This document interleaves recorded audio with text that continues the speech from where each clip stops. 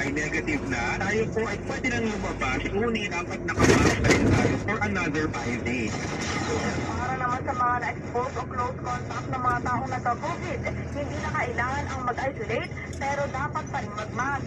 Sa huli, sinabi ni Domingo na kapag sinunod ang mga hakbang na ito, maging ang mga nakasanayang protocols gaya ng paghuhugas ng kamay at maayos na pagsuot ng face mask, may iwasan ang pagkakaroon ng spike ng COVID-19 sa Pilipinas.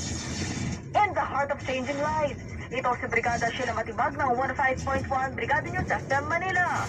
The Music News Authority.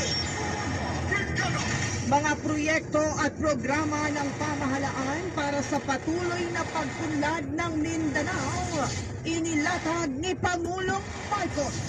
Brigada Maricar Sargan, ibigay mo!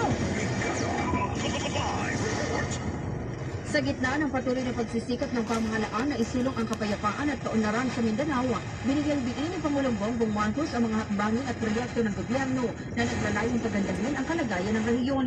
Sa kanyang pagbisita sa Tawi-Tawi, ipinahayag ng Pangulo ang kanyang kagalakan sa kapayapaan na tinatamasa ngayon ng Bangsamoro Autonomous Region in Muslim Mindanao o BARM.